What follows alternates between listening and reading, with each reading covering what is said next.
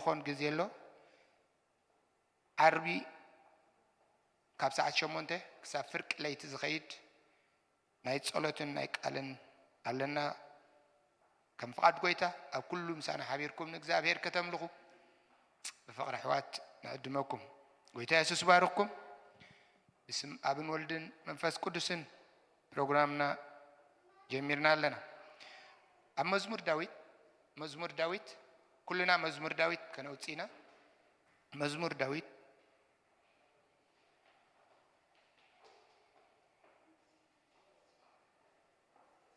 ሱሳን ሰለስተን መዝሙር ዳዊት ሱሳን ሰለስተን እግዚአብሔር ይመስገን ረድኤት አምላክ ስለድበዝሐልና እንጊና ገጹ እንጊና ስሙኹን ጽውዕ እንጊና ምሕረቱን ለውሃቱን ከነዘንቱ ክንተኣኻኸ ፈቂድልና ኣሎ እግዚአብሔር ዳዊት ኣብ በረኻ ይሁዳ ከሎ ዝዘመሮ መዝሙር ከምዚ ይብል ወአምላኽ ንስኻ አምላኸይ አንጊሄ ይደልየካ ኣለኹ ነፍሰይ ንኣኻ ትጸምእ ኣላ ስጋይ ማይ ኣብ ዘይብሉ ደረቕን ጽሙእን ኮይኑ ምድሪ ኮይኑ ይናፍቐካ ኣሎ ከምኡን ስልጣንካን ክብርኻን ምእንትኽሪ ናብ መቕደስካ ኣማሕዱ ኣለኹ ለውሃትካ ካብ ህይወት ይበልጽ እሞ ከናፍረይ ክውድሳኻ እየ ብህይወት ክሳዕ ዘለኹ ኸባርኸካ ንስምካ ነዳወይ ከልዕል እየ ረድኤተይ ንስኻ ኢኻ ኣብ ትሕቲ ጽላል ኣኽናፍካ ሕጐስ ኣለኹ እሞ ኣብ ምድቃሰይ ክዝክረካ ብለይቲ እናነቃሕኩ ክሓስበካ ከለኹ ነፍሰይ ከም ብስብሒ አንጉዕን ትጸግብ ኣፈይ እውን ብኸናፍር እልልታ ከመስግነካ እዩ ነፍሰይ ኣብ ምድሪኻ ትጠብቕ ነፍሰይ ኣብ ድሕሪኻ ትጠብቕ የማነይቲ ኢድካውን ትድግፈንላ እቶም ንህይወተይ ከጥፍእዋ ዝደልዩ ግና ናብ ማዕሙቕ ምድሪ ክወርዱ እዮም ንስልጣን ሰይፊ ክወሃቡ ግደ ወኻሩ ክኾኑ እዮም ንጉስ ግና ብኣምላኽ ክሕጐስ ኣፍ ሓሰውቲ ክሕበስ እዩ እሞ ነፍሰይ ነፍስ ወከፍ ብኡ ዝምሕል ዘበለ ክሕበን እዩ ይብል ዳዊት ኣብ ምድረ በዳ ኮይኑ ዝደመሮ ዳዊት ኣምላኽ መስገን ወአምላኽ ንስኻ ኢኻ ኣምላኸይ ክብርና ኣምላኽ ይኹን ኢየሱስ ክርስቶስ ጎይታይ ንሕና እውን እግዚአብሔር መስገን ካብዚ ብዝተፈለየ በዝንጎዝን እግዚአብሔር እንብሎ ነገር ኣለና ብርግጽ ኣምላኽ ዳዊት ኣምላኽና እግዚአብሔር መስገን ኣምላኽ ያዕቆብ ኣምላኽ አብርሃም ኣምላኽ ይስሐቅ ኣምላኽናይ ለሞን ዝሰምዕ ዝምልስ ዝርኢ ኣምላኽ ይዘለና እግዚአብሔር መስገን ትእዋንቲ ንጸሎት ቅዱሳን ዝሰምዕ ካብ ናይ ምድረ በዳ ህይወት ዘውፅእ ዝደረቀት ነፍሲ ዘለስልስ እግዚአብሔር ለሞን ኣይተለወጠን አሜን ነምልኾ ዘለና ኣምላኽ ለሞን ኣይተለወጠን ዝለዋወጥ ኣምላኽ ኣይኮናን እነምልኽ ሎሚ ኣጆኻ ድብለካ ጽባሕ በዓልኻ ውፃያ ዝብለካ ኣምላኽ ኣይኮናን ነምልኽ ኣምላኽና ህያዊ ኢየሱስ ክርስቶስ ጎይታይ እነምልኾ ኣምላኽ ህያዊ አሜን ሃሌሉያ ኣብ ዘጻት ክንርኢ ከለና ሲ እግዚአብሔር መስገን ምረት ውርደት ህዝቡ ሰሚዑ እግዚአብሔር ምስ ወረደስ ንሙሴ ከምዚ ኢልዎ ኣምላኽ ኣቦታትኩም ከውፃኩም ልዩኽንዩ በሎም ምስ በሎሲ እግዚአብሔር መስገን ሙሴ እንታይ ኢልዎ ስሙኸ መን እዩ እንተበሉንስ መን ክብሎም ኢሉ እግዚአብሔር መስገን ኢየሱስ ክርስቶስ ጎይታይ እግዚአብሔር ከንታይ ኢልዎ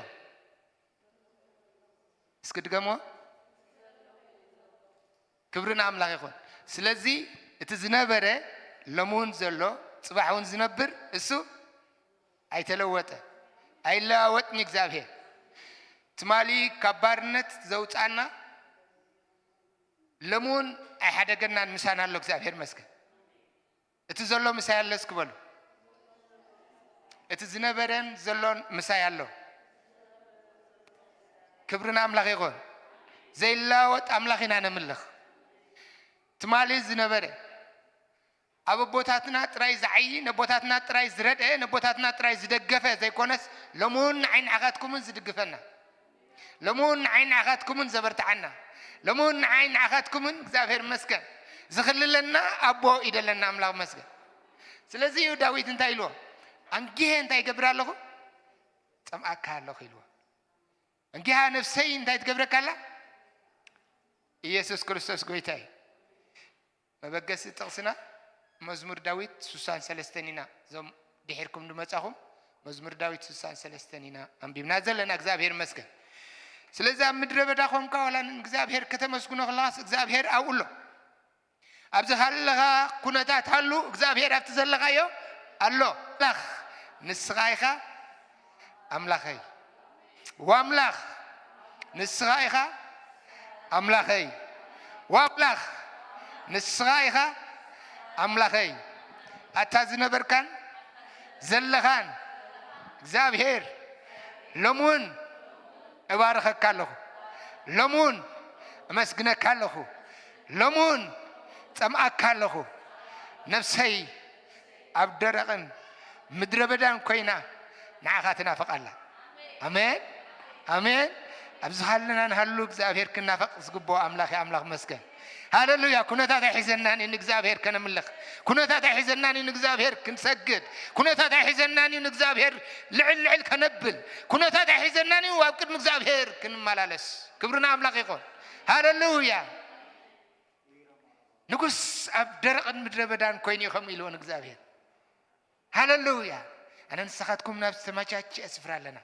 كبرنا أملاخ يقول እግዚአብሔር ردينا دك أساي سقطنا እግዚአብሔር ردينا نجارات حزننا እግዚአብሔር كنا مسكونين أملاخ مسكن اسكي كلنا እግዚአብሔር كنا مسكيننا بعد دمت خوينا እግዚአብሔር كنا مسكونين كابزلنا كلنا غنتسينا أملاخ مسكن هاللويا كبر زقبوا እግዚአብሔር سجدت زقبوا እግዚአብሔር أملخو زقبوا እግዚአብሔር زنبرن زلون እግዚአብሔር هاللويا هاللويا نفسين عخات وارخك الله እግዚአብሔር نفسين عخات ودسك الله እግዚአብሔር نفسين عخات سمع الله እግዚአብሔር نفسين عخات دلك الله እግዚአብሔር نفسين عخبه إلوا እግዚአብሔር تدلك الله هاللويا هاللويا تدحزي حزنن እግዚአብሔር نعقا مسجد تدخل كل هيكل كلن እግዚአብሔር نعقا مسجد أبكد ميخاخم مالالس حزن نجر يلن እግዚአብሔር أمسجنك እግዚአብሔር تمسجن وأملاك سماي تمسجن وأملاك سماي نقص كل مدري أمسجنك الله تمسجن أبا خمر ويا الله እግዚአብሔር أبا خعقبت الله እግዚአብሔር أبا خطل الله እግዚአብሔር أبا خمر سراس الله እግዚአብሔር أبا خمر ويا الله እግዚአብሔር تزلخ እግዚአብሔር أتتنبر እግዚአብሔር أتتملس እግዚአብሔር هاللويا هاللويا هاللويا كنفري سقاي بلانين محرت كان داستو على እግዚአብሔር كنفري نعخا خمودا سقاي بلانين أنا عندبتي سقاي بلنا እግዚአብሔር نعخا خمسكين يقويتا نعخا خودس እግዚአብሔር نعخا لعلل كبل እግዚአብሔር نعخا سجد እግዚአብሔር أتزلخا اسكهم بلو እግዚአብሔር مسكن أتزلخا أتزنبر እግዚአብሔር أتتملس እግዚአብሔር أتتسمع እግዚአብሔር أتتسمع እግዚአብሔር نفسي نعخات دلل እግዚአብሔር نفسي نعخات نفق الله እግዚአብሔር نفسي باهيل وقدمي خدو الى الله እግዚአብሔር لومي እግዚአብሔር أبي وتي حدا نجر عليك እግዚአብሔር كرحق زلوا ترحق سخاخ እግዚአብሔር كقبله زلني كنبرو زلني كنبرو حيل تبني سخاخ እግዚአብሔር نزي سميع مت الله نفسي እግዚአብሔር نزي دلال مت الله እግዚአብሔር هاللويا هاللويا هاللويا هاللويا اسكي مفس أملاك كنا داونا زرقينا እግዚአብሔር مسكن كنبارو خوينا نزا أملاك زي كنا مسكنوينا نزا أملاك زي نفسين عخات مسكنك الله እግዚአብሔር نفسين عخات ودس الله እግዚአብሔር نفسين عخات بارك الله እግዚአብሔር هاللويا هاللويا هللويا هللويا يس هللويا هلونا خير اللي نكذابه رديت كايزر اللي نكذابه مهرت كايزر اللي نكذابه هللويا لومي እግዚአብሔር ሓደ ነገር አለው አብ ህይወቴ ክትገብሮስ ደለኸ ሓደ ነገር አለው አብ ህይወቴ ከተሩየኒ ደለለኸ እግዚአብሔር ጎደለይ ክትመልይ ደለለኸ እግዚአብሔር ከተዕግበኒ ደለለኸ እግዚአብሔር ነምላት ከተትወኒ ደለለኸ እግዚአብሔር ነፍሰይ ጸሚያን አኻ ደለለ እግዚአብሔር ነፍሰይ ጸሚያን አኻ እግዚአብሔር አቦ ትጸባበየ ካላ እግዚአብሔር ሃሌሉያ ሃሌሉያ ሃሌሉያ ንንጉስ ዝተቀበ እግዚአብሔር ዝሐረዮ እግዚአብሔር ዝጸውዖ አምድረ በዳ ሆይኑ ሆም ይሉ እግዚአብሔር መስገን አምድረ በዳ ሆይኑ አብ ደረቅና አጻመን ምንም የማን ጸጋም ምንም በቃ አብዛይ ሁሉ ስፍራ ሆይኑ እንታይሉ ነፍሰይ ናኻ ትጸማአላ እግዚአብሔር መስገን ሎሚን እግዚአብሔር ካብ ልብ ዝጸምአት ነፍሲ እግዚአብሔር ክርከበላ ይሕዋቴ እግዚአብሔር ከሩያ ይሕዋቴ እግዚአብሔር ከተርክሳ ይሕዋቴ አነ ይነግረኩም አለሁ ሃሌሉያ ሃሌሉያ ሎሚ ጸመት ነፍስ በሆሙ አይትምለስነ ሎሚ ንእግዚአብሔር ካብ ልቢ ጸሚያ ዝመጸት ነፍሲ በሆሙ አይትወጽን ያነኽ ነግረኩም never ሃሌሉያ ሎሚ ሐዲሽ ነገር ክገብር እግዚአብሔር ሎሚ ሐዲሽ ነገር ክገብር እግዚአብሔር ሎሚ ንጸመት ነፍስ ከሩያ እግዚአብሔር ሎሚ ንኽትልወጥ ዝተዳለወት ነፍስ ክልውጣ እግዚአብሔር ክወድቕ ደለዎ ካብ ህይወትና ከውድቆ እግዚአብሔር ክንቅበሎ ደለና ክንቅበል ልብና ከፍቶ እግዚአብሔር ክወድቕ ደለዎ ካብ ካይዳና እግዚአብሔር ከውድቆ እዩ ክእለ ደለዎ ካብ መገድና እግዚአብሔር ከአልዮ እዩ ምክንያቱ ንዑ ጸሚና ኢና መጺና ደለና ንዑ ደሊና ኢና መጺና ደለና ሃሌሉያ ሃይ ዝጸመት ነፍስላ ደበዝን ጎዚ ዝጸመት ነፍስላ ዝጸመት አላ እግዚአብሔር ከሩያ ተዳሊሎ እግዚአብሔር ንዝጸመት ዘርዊ እግዚአብሔር ንዝደለየቶ ነፍስ ዝርከብ እዩ እግዚአብሔር እሽሽ ደይብል አቦይ አታዘሎኻ እግዚአብሔር አታዝነበርካ እግዚአብሔር አምላካ ቦታትና እግዚአብሔር አብዚ ዘመን ምህረት አቦና እግዚአብሔር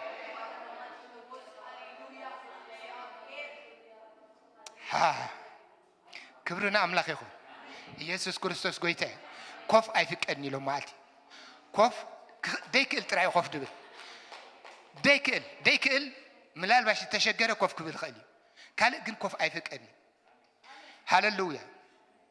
ኢየሱስ ክርስቶስ ጎይታ እትሐያል አሎ ምሳና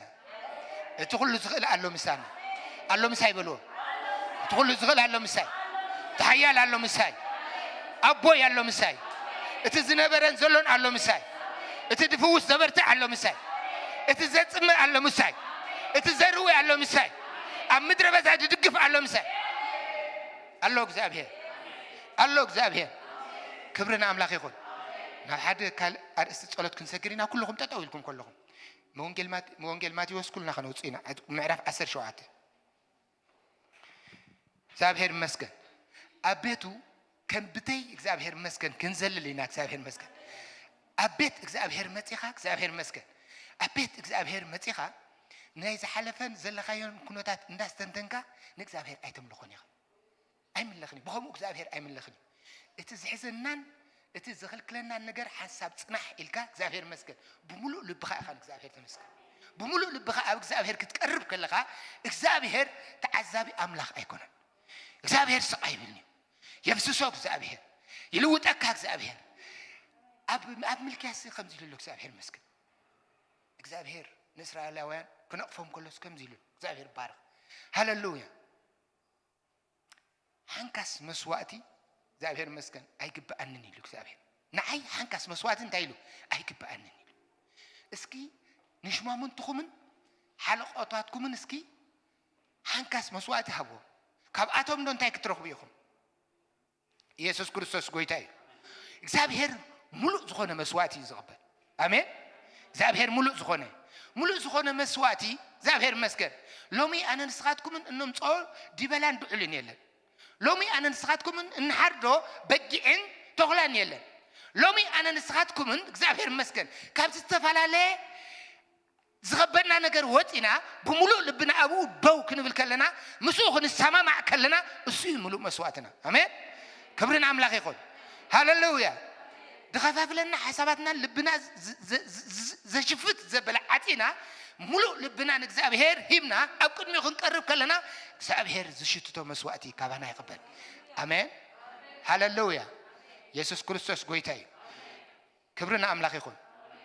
ሎሚ ኮወድቕ ደሎ ኮወድቕ ሎሚ ቁረጽ ደሎ ቁረጽ ሎሚ ክንቅበሎ ደለና ካብ ላዕለ ክንቅበሊና ሎሚ ክንቅበሎ ዘለና ክንቅበሊና ሎሚ ክንቅበሎ ዘለና ካብ ላዕሊ ሰማያዊ ዝኾነ ናይ አምላክ መደብ ናይ አምላክ አጀንዳ ዝኾነ ሐሳብን ምኽርን ተመሊእና ክንወጽኢና አሜን ንእግዚአብሔር ጸምአት ነፍሲ ሎሚ ብኸምኡ ኣይትወጽእን ሃሌሉያ ወንጌል ማቴዎስ ኩልና ክንወጽኢና ምዕራፍ 17 ወንጌል ማቴዎስ 17 አውጽኢና ለና ክብርና አምላክ ይሁን ማንም ሰብ ኮፍ ክብል አይፈቅድኒ ሎሚ ንጎ ሎሚ ሓድሽ ነገር ክቅበል ትደሊ ነፍሲ በዚ መንፈስ ዝትቃነ ውጽእ ክንብልና ሎሚ አሜን ውጽእ ክንብልና ክብርና አምላክ ይሁን ካብ ምን ልማድ ካብ ናይ ሰንበት አምላክቲ ውጽእ ክንብልና ካብ ናይ ሰንበት ተማላለስቲ ውጽእ ክንብልና እግዚአብሔር በመንፈስን በሐቅን ዘምልኹ ሰባት ኮይና ቅድም እግዚአብሔር ደው ክንብልና ክብርና አምላክ ይሁን ምዕራፍ 16 ኢየሱስ ክርስቶስ ብዛዕባ ገዛርሱ ሰብ መን ይብሉን ኢሉ ነቶም ዝጽውዑም ዝሓረዮም ትምህርት ተአምራትን ዝርኡ ደለው ኢሉ ሓቲቱ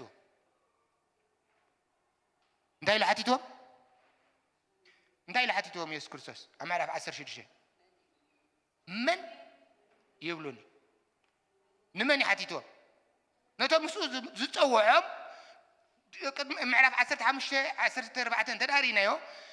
ቢዱ ተአምራትን ትምህርትን ንዝርኡ ደለው መን ይብሉን ይልሓቱ ካብኣቶም ግን እግዚአብሔር መስከን ኩሎም ማንነቱ አይገለጹ ኩሎም ማንነቱ ይተዛረቡ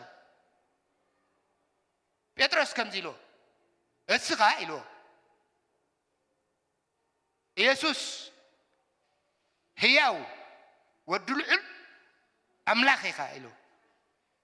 ክብርና አምላክ ይሁን ኢየሱስ ክርስቶስ እንታይ ይመልስሉ እዚ ስጋ እንደምን አይገለጸልካል ሃሌሉያ ምስጋ እንደምን ተማኻርካ ስጋ እንደምን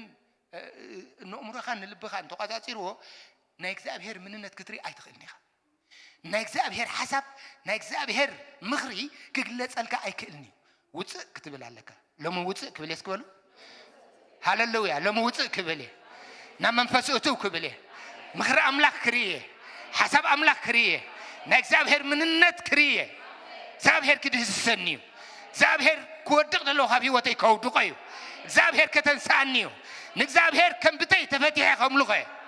አሜን ሃሌሉያ ኣብ ምዕራፍ 17 ንዛ ተረዲእና ክንጽሊ ስለ ዝደለኹ ሕራይ ኣብ ምዕራፍ 17 ንዛ ኣብ ምዕራፍ 17 እግዚአብሔር ይመስገን ኢየሱስ ክርስቶስ ነዞም ዝሓተቶም ሰባት አጸቢቆም መታን ክፈልጥዎን አጸቢቆም መታን ንክርስቶስ ክስዕብዎን ክርድኦምን ናብ ምንታይ ወሲዶም ናብ በርኽ ድበለ ስፍራ ወሰዶም ይብለና አንብቦ ተቃል ናበይ ወሰዶም ናብ በሪኽ ሃሌሉያ ሎሚን እግዚአብሔር ጸመት ነፍሲ ናብ በሪኽ ቦታ ክትወጽያ አሜን እስካም ዝበሉ ናብ በሪኽ ቦታ ክትወጽያ ይበሉ ናብ በሪኽ ቦታ ክትወጽያ ይበሉ ናብ ትህልውና አምላክ ዘለዎ ቦታ ክትወጽያ ይበሉ ሎሚ ምድንዛዝ የለን ሎሚ ምድንዛዝ ካባይ ክወድቕ እዩ ሎሚ ድንዛዝ ካባይ ክወድቕ እዩ ሎሚ ድኸለለን ዘበለ ካባይ ክወድቕ እዩ ክለዩ ኢየሱስ ክርስቶስ ጎይታይ ሃሌሉያ ሕዋተይ ሓደ ነገር ከም ዝኸውን ደሎ ኣብ መንፈስ አምላክ ይርዳእና ኣሎ ከምዚ ኢልዎም ካብ ቁጥሪ 1 ትሒዝና ክንብወይና ድሕሪዚ 6 መዓልቲ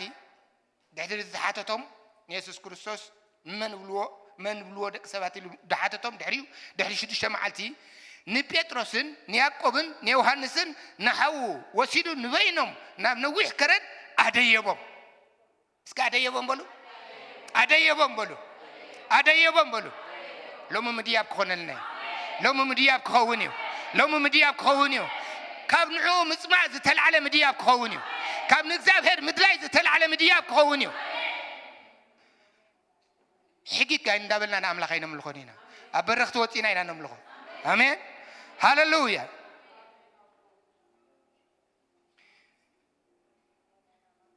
ኣብ ቅድሚኦም ድማ ትርኢቱ እንታይ ኮነ እስኪ በሉ ግደፉ ድምፂ ክሰምዕ ደል ኣለኹ መን ይተለዊጡ ኣበይ ምስ ደይቡ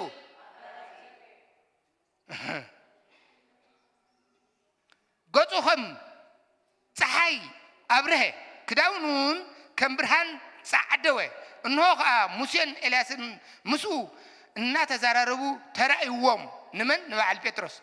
ኣብቲ በረኽቲ ምስ ደይቡ ቅድሚ ክንደይ ሺህ ዓመት ዝተፈልይዎም ክረኣይዎም ጀሚሮም ኣበይ ናይ እግዚአብሔር ነገር ክረኣየካ ዝጅምር ብመንፈስ ኣብ ላዕሊ ትበረኽቲ ምስ ደይብካ ኣብ ትህልውና ኣምላኽ ምስኣተኻ ጥራይኻ ናይ እግዚአብሔር ነገር ትርኢ ኣብ ትበረኽቲ ምስ ደይብካ ጥራይ ኣሕዋቴ ኣብ ስጋ እንደምን ኮንካ ናይ እግዚአብሔር ነገር ኣይትርእን ኢኻ ሎሚ እግዚአብሔር ክሰርሖ ዝደለየ ነገር ኣሎ ሎሚ እግዚአብሔር ናብ በረኽቲ ኣውፅኡ ኸሪአና ዝደለየ ነገር ኣሎ ሎሚ እግዚአብሔር ከሪአና እዩ መንፈሳዊ ዓይንትና ክኽፈት ኢሎም ሃሌሉያ ክብርና ኣምላኽ ይኹን ሃሌሉያ ሽዑ ጴጥሮስ እንታይ ኢሉ መስልኩም ኣብዚ ምንባር ንዓና አንታ በልዎ ኣብዚ ምንባር ንዓና ኣበይ ኣብቲ በሪኽ ቦታ ኣበይ ኣብቲ ክብሪ ኣምላኽ ዘለዎ ኣበይ ኣብቲ ህልውና ኣምላኽ ዘለዎ ኣበይ ኣብቲ ንነፍስኻ ዝልውጥ ዘሎ ካብቲ ዝገርመኩም ኣብ ህልውና ኣምላኽ ምስኣተኻ መንፈሳዊ እይታኻ ጥራይ ኣይኮነን ዝልወጥ ፊዚካሊ ኣካላትካ እውን ልወጥ ኣካላትካ ሲልወጥ እዩ ኢየሱስ ክርስቶስ ጎይታ ኢየሱስ ክርስቶስ ጥራይ ኣይኮነን ተለዊጡ ሙሴ ኣብ ከረን ምስ ደየበ ድሕሪ 40 መዓልቲ ናብቶም ህዝቢ ምስ ወረደ ገጹ ክርእይዎ ኣይከኣሉን ተኾይኖም ደይከኣሉ ሃሌሉያ ክብሪ እግዚአብሔር ኣብ ልዕሊኡ ስለ ዝነበረ ናይ እግዚአብሔር ህልውና ኣብ ልዕሊኡ ስለ ዝነበረ ክብርና ኣምላኽ ይኹን ሃሌሉያ ኩልና ኣእዳውና ክንዘርግሕ ኢና ሎሚ ብህልውናኻ እግዚአብሔር ከተጎልብበኒ ይደሊ ኣለኹ ኣብ በረኽቲ ኮይነ ከምልኸካ ይደሊ ኣለኹ ኣብ በረኽቲ ኮይነ እንሆ ድምፅኻ ክሰምዕ ይደሊ ኣለኹ ሎሚ ካባይ ክወድቕ ዘለዎ ከተውድቆ ሎሚ ካባኻ ዝኾነ ነገር ክለብስ ሓይሊ ክለብስ ጸጋ ክለብስ መጎስ ክለብስ ግርማ ክለብስ ሎሚ እግዚአብሔር ብመንፈስካ ክድርኸኒ ይደሊ ኣለኹ ክንብሎ ኢና ኩልና ኣእዳውና ክንዘርግሕ ኢና እግዚአብሔር መስገን ሃሌሉያ ሎሚ እዚ ነገር እዚ ድደልየት ነፍሲ ኣነ ክነግረኩም ንእግዚአብሔር ካብ ብሙሉእ ልባ ብኩሉ እንትና ገለ ሕርኽራኽ ኣብ ልባ ዘይብላ ንእግዚአብሔር ፀሚያ ዝደልየት ነፍሲ እሞ ኣብዛ ሰዓት እዚኣ በዚ መንፈስ እዚ ተደሪኻ ደው ድበለት ነፍሲ እግዚአብሔር ኣብ ህይወታ ነጥቦ መቀይሮ ክገብር እዩ እግዚአብሔር ኣብ ህይወተይ ነጥቦ መቀይሮ ክገብር እዩ እግዚአብሔር ኣብ ጉባኤና ነጥቦ መቀይሮ ክገብር እዩ እግዚአብሔር ክረዳና እዩ ሎሚ ኣብ ህይወትና ዝኸውን ነገር ኣሎ ሎሚ ዝሓዘና ነገር ክወድቕ እዩ ሎሚ ዝኸልከለና ነገር ክፈርስ እዩ ሎሚ ናይ እግዚአብሔር ክብሪ ክንርኢ ዓይንትና ክኽፈት እዩ ሰማያትና ናይ እግዚአብሔር ደበና ክመሎ እዩ እዚ ጉባኤ እዚ ብናይ እግዚአብሔር ሓሳብን ምኽርን ክምላ እዩ ሎሚ ትሕለፈና እግዚአብሔር ሕጂ ንደልየካ ኣለና እግዚአብሔር ሕጂ በዛ ሰዓት እዚኣ እግዚአብሔር ክብርኻ ነዚ ቤት ይብላእዮ እግዚአብሔር ክብርኻ ነብሲ ወከፍና ይተንክፈና እግዚአብሔር መጎስካ ይተንክፈና እግዚአብሔር ደወስካ ይተንክፈና እግዚአብሔር ወኣምላኽ ሰማይ በኢየሱስ ክርስቶስ ኣብ ህልውናኻ ኣቲና ከነምልኸካ ንደሊ ኣለና እታ ጎይታ ኣብ ህልውናኻ ኣቲና እወ ድምፅኻ ክንሰምዕ ንደሊ ኣለና እታ ጎይታ ኣሕዋተየ ከምዚ ኮይኑ ድሕሪኡ ከምዚ ኮይኑ እግዚአብሔር መስገን بدبنا خاد دمت እግዚአብሔር መፀ ይብል ትሕቲልኩም እንተዳ አንቢብኩሞ بدبنا خاد دمت እግዚአብሔር ከም ዝብል መፀ ይብል እሱ ሃሌሉያ ሃሌሉያ እሱ አነ ዝሓርኽዎ ፍቱው ወደዩ ድብል ከዓ ካብቲ ደበና ወፀ ሃሌሉያ ካብ ደመና እሱ ዝብለኩም እንታይ ግበሩ ስምዑ ሃሌሉያ ሎሚ እግዚአብሔር ዝብለና ክንሰምዕ ህልውና እግዚአብሔር ክንዝኽመናዩ ሎሚ ካብ እግዚአብሔር ዝኾነ እንሆ ቃል ክንሰምዕ ነገራትና ሁሉ እግዚአብሔር መስገን ካባና ዘይኮነ ዘበለ ሁሉ ኸውድቆዩ እግዚአብሔር ካብ ትኹፉ ዝኾነ ዘበለ ሁሉ ኻልያዩ እግዚአብሔር ብደበኑ ኸገልብበና እግዚአብሔር ኣብ ህልውና ኻኽንኣቱ እንደለለና እስኪ ኳየርና ብዚ ንዕሞ ኣኺሉለት ሰዓት ክብርና ኣምላኽ ይኹን ኩሉና የዳውና ዘርጊሕና እግዚአብሔር መስገን ሃሌሉያ ነዚ እንዳናፈቕና ብቅድሚኡ እግዚአብሔር መስገን ደው ክንብል ኢና ሃሌሉያ እግዚአብሔር ብደበና ህልውናኻ ሎሚ ንነገራተይ ኩሉ እንሆ ከተጥለቕልቆ ይደልለኹ ብደበናኻ እግዚአብሔር ክትክልለኒ ይደልለኹ ብመንፈስካ እግዚአብሔር እዚ ቦታ እዚ እግዚአብሔር ኣቦ ከተጥለቕልቆ ይደልለኹ ወኣምላኽ በኢየሱስ ክርስቶስ ስም ሎሚ ከይተተንከፍኩ ከይወፅእ ሎሚ ከይተዳሰስኩ ከይወፅእ ሎሚ ክብርኻ ከይረኣኹ ከይወፅእ ሎሚ እግዚአብሔር ድምፅኻ ከይሰማዕኹ ከይወፅእ ከምቲ ዝመፃኽዎ ከይምለስ እግዚአብሔር ካባኻ ዘይኮነ ነገር ክወድቕ ካባኻ ዝኾነ ነገር ክቕበል ወኣምላኽ ክትረድኣኒ ይደልለኹ ሎሚ ልበይ ምስና የዳወይ ናባኻ ልዒለ እግዚአብሔር ኣብ ቅድሜኻ ደው ኢለ ኣለኹ እሞ እዛ መዓልቲ እዚኣ ነጥቢ መቐይሮ መዓልቲ ኣብ ህይወተይ ትኾን ኣብ ኣገልግሎተይ ትኾን ኣብ ኩሉ መገደይ ትኾን ሃሌሉያ ሃሌሉያ ሃሌሉያ ሃሌሉያ እስኪ ክብርን ሃቦን እግዚአብሔር ክብርን ሃቦን እግዚአብሔር ሃሌሉያ ክብሪ ዝግቦ እቲ ዘሎን ዝነበረን እግዚአብሔር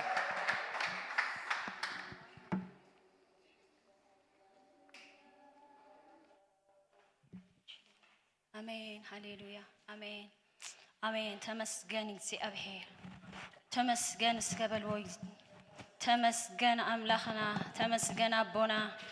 ተመስገን ጎይታና ነመስግነካ ኣለና ተመስገን ስለ ምሕረትካ ተመስገን ስለ ህላውነትካ ተመስገን ንባረኸካ ኣለና ንዕብየካ ኣለና ኩሉ ካባኻ ኮይንልና ደው ምባልና ካባኻ እዩ እግዚአብሔር ተመስገን ተመስገን እስከበልዎ ኣየራትኩም ይስማዕ ኣፍኩም ክፈቱ ተመስገን በይንኹ ምስገን ዝግባው ኣምላኽ በይንኹ ስገደሉ ዝግባእ ኣምላኽ ክብሪ ንበካ ኣለና ተመስገን ንብለካ ኣለና ተመስገን ኢየሱስ ዝም ብዬ አይደለም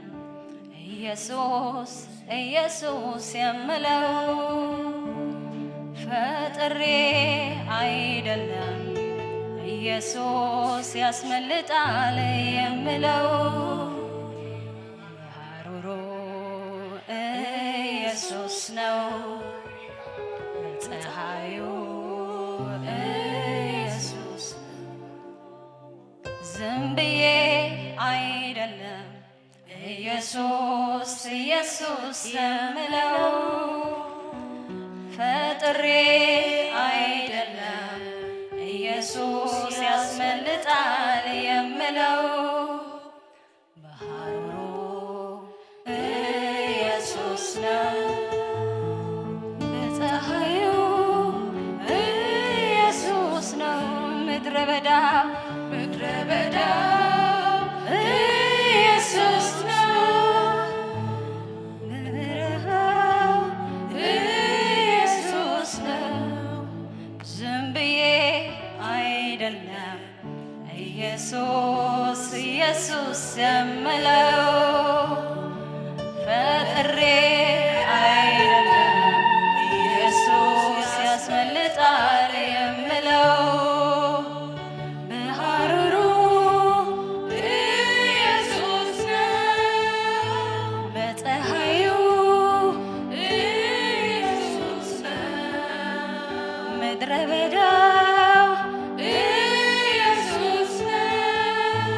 ሁሉ ጊዜ ኢየሱስ ነው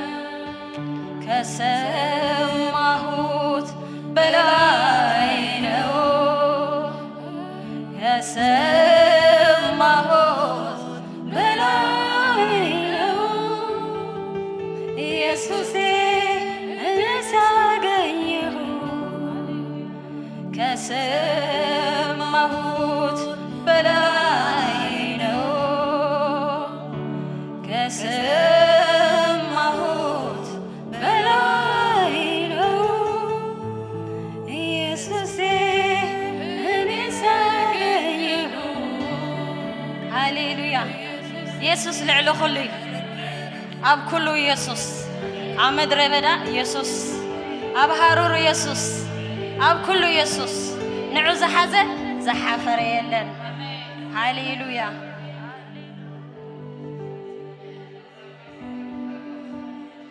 ወራላላባሽ መንፈስ ቅዱስ ኣብ ኤርምያስ 17 እንታይ ይብለና ስጋዕ 8 ኣብ እግዚአብሔር ዝውከል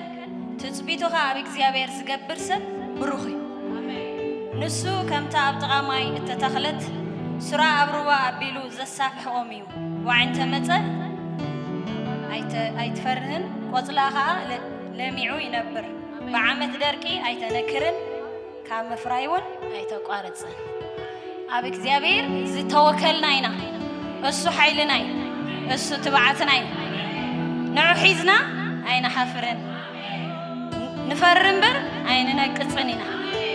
ሃሌሉያ እስከ ኸነምልኾ ኢና ንጎይታ ሃሌሉያ ራባላባሽ መንፈስ ቅዱስ ንደሌካ ለና መንፈስ ቅዱስ ኣምልኾ ክትወስድ ዝግባኣካ መንፈስ ቅዱስ በይንኻ ክትከብር ዝግባኣካ መንፈስ ቅዱስ ሰማያትና ኣየራትና ብመንፈስካ ይጥረ ኢድካ ነቲ በራር ገበል ትውግኣዮ በኢየሱስ ሰማያትና ይጥረ ኣየራትና ይጥረ ኩሉ ምኽሪ ጸልማት የፍርሶ ኣለኹ ኣጀንዳ ዲያብሎስ የፍርሶ ኣለኹ ኩሉ ዓዚም ዝልኽ ዘበለ ናይ ጸልማት ሓይሊ ይሰበር በኢየሱስ ኣባ በይንኻ ክበር በይንኻ ተመለኽ ከም ጥዑም ሽቶ ኣብ ዝፋንካ ይዕረግ ኩሉ ንኽብርኻ ይኹን ኩሉ ንኽብርኻ ይኹን ንዓኻ ንበይንኻ ንሰግደልካ ንዓኻ ንበይንኻ ነምልኸካ ዓብይኻ ንብለካ ምእታውና ምውፃእና ዝሓለኻ ፍቕሪ ዝኾንካ ጎይታ ምሕረተኛ ዝኾንካ ኣምላኸይ ተመስገን ተመስገን ሃሌሉያ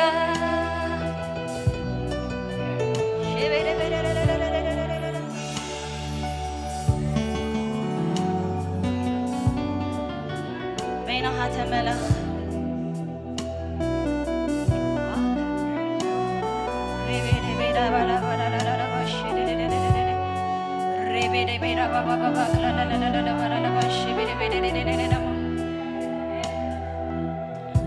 بفقري بمحرات ناطقت أمعتي لمعتي الناس صغيرك أزرق زيرق إنا حلوها بمسي محرتك تنبرد اللغة بفقري بمحرات ناطقت أمعتي لمعتي الناس صغيرك أزرق زيرق إنا حلوها بمسي